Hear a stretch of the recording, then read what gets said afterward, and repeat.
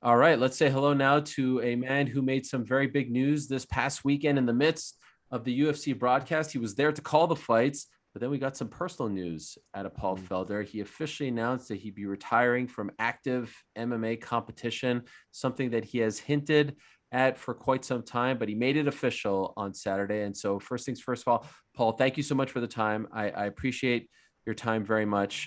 Congratulations on the announcement. Congratulations on the fallout. Could I just ask first, like the last, I don't know, 48 to 72 hours, what is it like as you make an announcement like this? Because I'm assuming everyone is reaching out. There's text, DMs. It could be overwhelming, right? It is a bit overwhelming because there's a lot of people that I care about that I'm trying to make sure I'm getting back to as many people that I know as possible. And it's just makes you a little anxious that you're going to miss somebody that's somebody you care about and they've said something really nice to you, or somebody that's somebody you respect and says something to you, and you're just trying to get back to everybody. But yeah, it's been really, really nice. I mean, amazing to see kind of where I sat in the hearts of a lot of MMA fans, and it's where I kind of thought that I lived, but to see it the way it is and the respect that people put on my name, uh, and how much they enjoyed watching me over the years, it's been bittersweet because now I'm kind of like, damn, I'm gonna miss that, but it's definitely going to be something I miss, and I'm not going to go back to. I was going to ask, are you already rethinking your retirement? Not for Retirements in fighting don't usually last long. No. not for a second. Okay. I'm loving it. I was just at Dunkin' Donuts getting some donuts after a hard ass run this morning, and I got a hard ass swim tonight, and I shouldn't be cursing. Is No, no. ASS okay? Yeah, totally fine. All right. So And yeah, I want to get to that training that you're doing, but was there, and not to put anyone down, was there one message, text, phone call that stood out above the rest? I mean, it was cool. Like DC gave me a phone call, and that's always good to hear from somebody that's been there, has done this, and is kind of relating to me. So it was cool to talk to him about it. And then, but he's one of the people that also stresses me out. Me and him were actually talking yesterday. He called me. I'm talking to him as I was coming back from the airport, and Christine was picking me up, and it transferred to my car getting picked up, and I lost the call. And then I was saying hi to Christine and Ashley, and I forgot to call him back. And I'm like, oh, dude. And then like a day or two later, I was like, oh my God, I never called DC back. And I texted him. I thought he was all mad at me. He's like, bro, I'm not mad at you. I understand. I was like, whew. Uh, who else? I mean, there's just so many people, but yeah, I mean, just the fighters, to see all the fighters react, and to hear Dana say good things about my career, and um, just all the staff backstage the night I retired talking to me. I mean, these are the people I work with and I have a lot of respect for. So that meant a lot. Do you remember when you made this decision internally before announcing it? Of course, like how long ago have you made this decision, and how long have you been sitting on it? And I mean, I guess I'd say the last few months, I've probably been pretty sure and have been saying it out loud to everybody. And everybody just keeps going, no, no, no, you'll do another one. You'll be all right. You'll get motivated. You'll do that. And I've been trying to tell people, it's like when you have a problem, but all your friends are just brushing it under the rug. My cries for help of wanting to retire, I've been saying for a really long time. And I think I finally put my foot down and got pretty serious with everybody. And I was like, listen, I don't think I've got it anymore. I don't want to fight, because they kept saying, well, what about this person? What if Connor wants to fight you? What if this? And I was like, man, it really doesn't, it's not the who anymore. Cause at first that's what I thought it was. I thought maybe I'm not getting the big fights. I'm not getting the fights that I want, but I think it's just, I don't want to put myself through what you have to put yourself through anymore. And so, coming to the conclusion of like sitting there and saying like you knew that was coming, right? It was probably, what was Saturday like for you? Like actually saying it to the world, and you're calling a few fights. Yeah. And now it's like, producer in Europe, probably you're up next, but like, what was that all like? And then what was the aftermath like? Cause then you have to go back to calling fights. Yeah. It was weird because I forgot when they told me we were going to do it. So I didn't know. I saw them like a camera come up, but throughout the night, the cameramen were filming the corners. They were also filming me, Mike, and Brendan, and filming a bunch of different stuff. So a camera kept coming up for close-ups of us, and I kept thinking, oh, this is going to be it. And then when they set up the camera and Zach was like, all right, your thing is coming up now. And I was like, oh, but I didn't know there was a little video that had been made. I thought it was just going to be kind of set up by Brendan and go from there. But then getting back to it was no issue for me, really. I mean, I had my little moment. We had a little break. I got to collect myself. And it had been something like we just said, I knew for months now that this is where I was going to go. I just didn't know how I was going to do it. I talked to you about it, and then unfortunately had to disappoint you and come on after I had already done it. So sorry, Ariel. No problem. But yeah, it's something I'd come to terms with probably for a while. Now I would say at least a solid 2 full months of me knowing I wasn't going to take a fight, which is why, when guys are calling me out, it was really frustrating because I want to be like, man, I'm not fighting, but I hadn't come to that final announcement yet. So okay. So why didn't you do it 2 months ago? Well, because I was kind of talked into just sitting on the sidelines and seeing if that was going to change, and for the positive, like my management, Brian Butler, Hunter, Sean Shelby, friends and family, even when I would ask their advice, they're like, why don't you just sit, maybe take the summer and really make sure that it's something that you don't want to do. And I just kept waiting and waiting.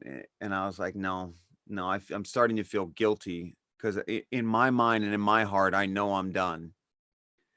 So if I'm just going to be one of those guys that's just kind of sitting around just to sit around, and I hated that guy.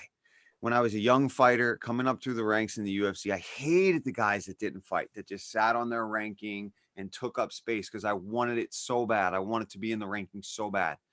And now I've been around 7 years and I'm becoming that guy. And I don't want to do that. So if someone comes up to you and says, why are you retiring now? Why do you not want to fight anymore? What is the answer? I'm enjoying my life at home, doing the things I'm doing. I think my priorities in my life have shifted at this point in my life. And fighting is not at the top of that. And if fighting is not at the top of your list of stuff that matters most, it's a dangerous sport to be involved in anymore. And it's not. Commentating is now. It is finally. I'm more interested in working the big fights as a commentator. I'm more interested in doing other shows, the podcast, UFC Roundup. I want to do other things. I would love to do a thing where I go to different gyms or take fighters out to eat and get them a cheat day and do cool stuff like that and have that relationship with different people because I've been through it. I've known what they've gone through. I get to work the Contender Series, which is another thing that's awesome because it's the hot young prospects getting their shot to do what I've already done, to live their dream and fight in the UFC and chase that title.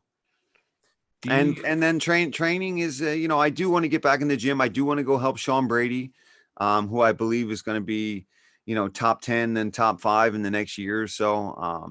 I know he's got a big fight coming up and it's on the McGregor and Poirier card. So I'm already trying to figure out a way to make sure I'm in the crowd that night. Yeah, he's fighting Kevin Lee. That is a really interesting fight on paper. Often in fighting, fighters don't have the next steps figured out when it's time to say goodbye. Clearly you do. Does it make it easier to say goodbye to your active fighting career because you're a commentator and very entrenched in that world? You're a part of the team, so to speak. Does that make it easier for you? So much easier than most 90% of the roster, right? Most athletes, when it comes time, no matter what sport, most athletes just have to be like, okay, football is done, basketball is done, fighting is done. Not everybody gets the opportunity to do what I'm doing, or DC and Mike and Dom. This is a real privilege. And I don't want to lose that. And I don't want to lose my credibility either. And if I fight, but don't have my heart in it, I could get hurt. I could be embarrassed. So it was time to just focus on that. But yeah, so much easier because think about that. Most guys don't get to be in the sport. They've either got a coach or find another job. And that is much, much harder to deal with as a fighter, to just be done like that. For me, seems like a pretty seamless transition. There's other things I want to do, obviously, beyond fighting, but this certainly makes giving up fighting a lot easier. When you left the cage after the RDA fight in November, did you know in your head that that was it? I didn't.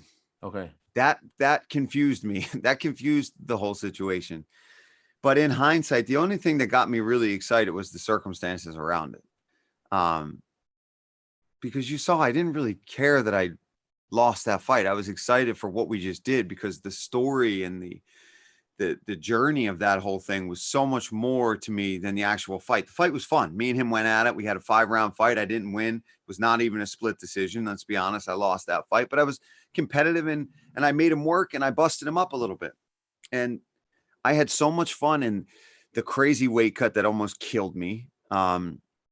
It was that bad? It was bad, man. Really? Really, really, really bad. Like dry heaving in a bathtub, pouring cold water on myself, like shaking. I was watching these YouTube videos of people slamming ice cold sodas all night long, just like chugging sodas. I found this ASMR video of people just drinking ice cold sodas all night long. I mean, hours of me just watching that stuff, just curled up in a bed. Have you ever done that before?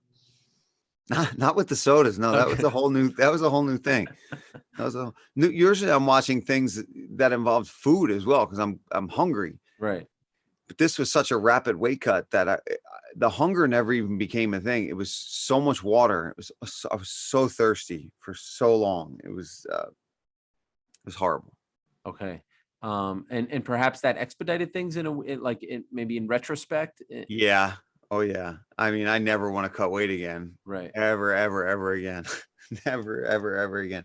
And which is so funny, because right now I'm so skinny. Yeah, I could see it in your face. How much do you weigh right now?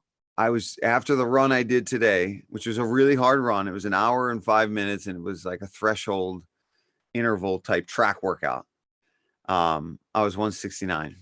Wow. And that's walk around 6 months removed from your last fight. What do you usually see? I woke up this morning, just fresh, first wake up, take a pee, weigh myself, which is what I was 172. And what are you usually 6 months, out of a fight back in the day with nothing on the horizon? Close to 200 pounds. Wow. And why are you so light? It's because of this. I've been training for this half Ironman. And when's that going down? June 6th. And do you think that you will keep this up post June 6th? Yeah, I've already got a race in Oregon signed up for July 25th, one in August in Atlantic City, and then one in Maryland in October. And why are you doing this? Because I'm obsessed with it. Obsessed with the sport. And how did that happen? Was that always something you were into? Never. As a matter of fact, I hated running. I couldn't swim, and I didn't have a bike. So I went from not having a bike ever as an adult, except for when I was in college. I never swam like a length of a pool until like a year or so ago, when I started doing it a little bit for training, but I could do like one length, take a break, one length, take a break. Now I'm swimming miles in a river. Wow. During the pandemic, I started wanting to run more, and then got interested in completing a marathon. I was like, you know what? That's something, it's a bucket list thing. Like, I feel like as an athlete, I should be able to check that off, that I've completed a marathon. And I was starting with a half marathon, and I signed up, and then they all kept getting canceled, but I was running more and more miles than I ever have. So I started watching YouTube videos to see what workouts can I do to make these runs more interesting. So I started looking up, tempo workouts, and just different, how do real runners, do their training and upon doing that, I started stumbling on all these triathletes doing a lot of their different workouts. Through that, I found this guy, Lionel Sanders, who's one of the best guys in the world. He's a Canadian athlete. And he's one of the best triathletes in the world. Dude is an absolute machine. Started watching all his YouTubes, does a really good job having a YouTube series. This guy Talbot, his buddy, films him, is a really good videographer. Started getting obsessed with them, then reached out to him on Instagram, started talking to him. He's obsessed with the UFC, and I got him tickets for the one in Arizona. That's where he lives now, is in Arizona. And just slowly but surely, I bought a Peloton, got into riding that. That wasn't enough. Got a real bike, got a trainer, started to hired this guy, David Tilbury Davis, who's a professional triathlete coach. And just it just started snowballing, and I got more interested in that than even going to the gym to do MMA. Wow. Then the RDA fight came up, but I was in really good shape because of this race prep. And yeah, so and then I started getting in and following other guys and women and just their journeys and how tough they are. And it's very similar to MMA in that it's not just one discipline that I'm focused on. It's just like mixed martial arts, where I've got to blend my time amongst a whole plethora of 3 things of different training and different ways to do each one of those trainings and different intensities. And not to mention I'm eating so much and I'm losing weight by the day. So, and I'm home. I'm seeing Christine all the time. Our relationship is amazing right now. I get to see Aisling before school, take her to school, or Christine takes her to school. I make her breakfast. And then, when I'm on the road, it's not so bad because I've been home all the time. Right. So, Right. Yeah, it's good. And obviously there'll be, it always sucks. I was just starting to make some decent money as a fighter. So financially it's, I'm not hurting, but it's always to lose out on big paydays. But once I start doing movies, that'll cover that stuff. Is that part of the dream about, yeah. the next step? Yes. Okay. How soon, like, are you actively pursuing that right now? Yeah, so I guess I can talk about it more and more now. So I'm in the HBO show, the HBO Max show Hacks with Gene Smart. Caitlin Olsen's in it. It's out now.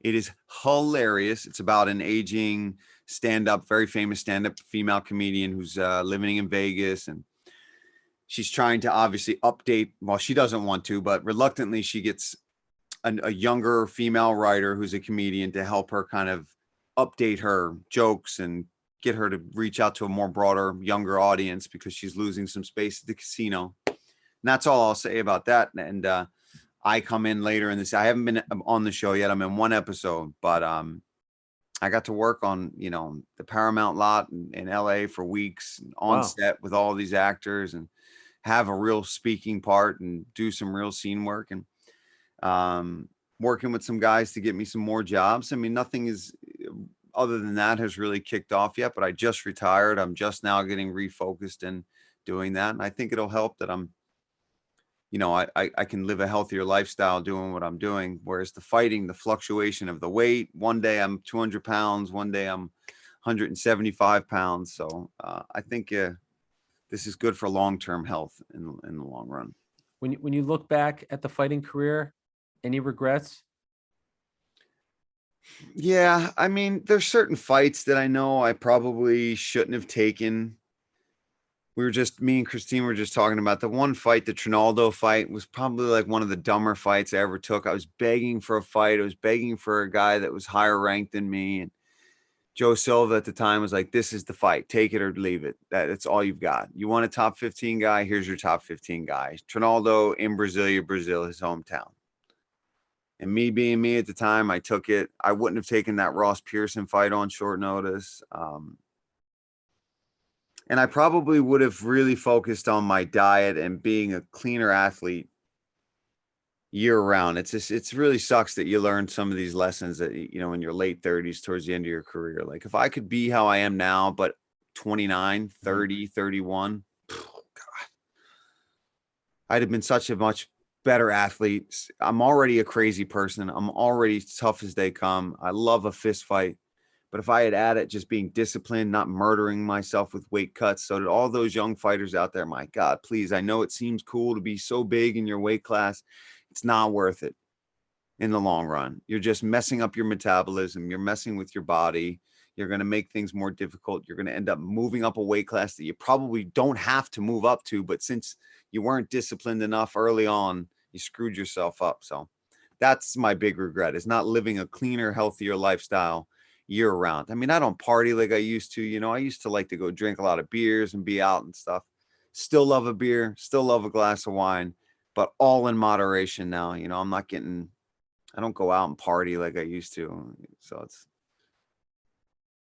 On the flip side, though, highlight. Is there a fight? Is there a moment one that sticks out? Yeah, there's definitely a couple. I mean, obviously that Dan Hooker fight in New Zealand with that crew, having all my coaches living in this beautiful Airbnb we had right across from this park in New Zealand. We're there for like 2.5 weeks.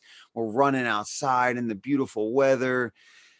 You know, everybody wanted Dan to win, but everybody was also so freaking nice to me too. Like when every radio station I went to, those people were all genuine. People on the streets were yelling out of their cars at me, good luck, you know, for this fight. And yeah, that first main event, you know, I'll never forget that.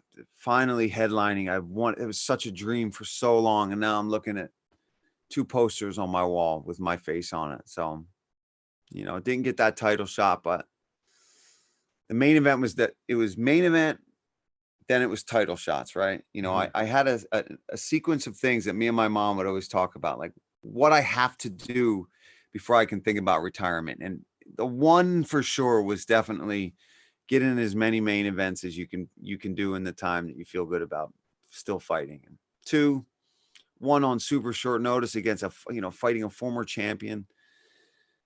You know, that sticks out to me. Those 2 main events, and obviously Stevie Ray, that fight in Scotland, just whenever I would win on home turf like that. It's crazy that the Charles Oliveira fight isn't really won, because at the time, that was a fight I expected to win. Yeah. I expected to beat him. I think I might even been the favorite or slight underdog in that fight. But now look at him. My God. Hey, that one's aged well, at least, right? I mean, I feel like you're getting credit for it after the fact. So aged, I mean, like the finest of wines. And we've been talking about how that aged well for so long now. I mean, he's been on such a win streak that me and my buddies have been talking about, like, yo, that Charles Oliveira win was really, and that was a year ago. Now, I mean, I was so stoked. Nothing against Michael Chandler. I really have nothing against that guy. But when he won, we lost our minds here. A bunch of my friends were over, and that was great. I was like, yes, great. I beat the champ. Yeah. Beat the champ. Feather in your cap. By the way, you mentioned your mom, a legend on Twitter. I would see her pop up from time to time. Just curious, once you made it official, what was the conversation like with her? I'm assuming she was watching. Yes. Yeah. She said, very classy, and she loved how I handled it, and that I'm choosing to go out. It's really important to me, and I think to my family and the people that love me and care about me, that I always said, listen, guys, when I know it's time, like, I will leave the sport. I will, and this is, I was saying this even before there was commentary jobs and stuff like that. Like, I knew I didn't want to overstay my welcome. I'd rather leave the party a little early and have an Irish goodbye and just peace out before anybody sees me get too drunk at that party. And if I stay too long and get beat up too much longer, I want to keep everything intact. But Mom was very happy and very pleased at how it went down, and she's excited to see what happens from here. And she gets to watch me on TV doing commentary whenever she wants, and she gets to see me a lot more. So, I mean, it's all positive. She's going to my race in June in Virginia. So she gets to see me compete now and doesn't have to walk away and go hide her eyes. She can watch me do that stuff much safer now. Well, you are a class act, my friend, and love to see all the love that you were receiving. I mean, I meant, like, you're a fighter's fighter, right? Like, all the fighters respect you, and I think you saw that, and they appreciate your heart and your determination. And it's so even great Connor, to see. Even Connor. I mean, how about that? The rivalry or relationship between you and Connor is a bizarre. I don't understand what's going on there. Perhaps you do. I think he's just, as they would say, man, I think he's just always been taking the piss, to be honest with you. He's a true Irishman. Yeah. And obviously I'm the Irish Dragon. So I think him and his boys are just having fun. This guy's calling himself the Irish Dragon. How can we not roast him a little bit? But I think at the end of the day, there's no real bad blood there. I'm trying to go to his fight. So if Connor sees this, Connor, please. I'm trying to get tickets, but your show is going to be quite a sellout. So as a present to the old Irish Dragon or the German Dragon, whatever you want to call me, my friend, give me some tickets for that show so I can take the fam. I appreciate. I was gonna mention the Connor thing, but I was like, you know what? Let's just leave it. So I appreciate you you bringing that Yeah. up. Oh, I loved it. I loved it. Next time we'll talk about Josh Fabia, but we'll leave that one Oh, on yeah. the Any cutting day. Any day. on the cutting room floor. All the best to you, Paul. The great thing is we'll still see you at all the events, commentary, all that stuff. Good luck with the acting and the triathlons. You're the new Nick Diaz and Nate Diaz. I love it. It's Yeah. great. So I love it. I see what those guys were into now. But back then I'm like, what the hell are they into this stuff for? And now, my God, you guys are on to something. Nick, Nate, props, bro. You guys you're on to it. thank you, Paul. Talk to you soon. All right, buddy. Thank you. Thank you for watching ESPN on YouTube. For live streaming sports and premium content, subscribe to ESPN+.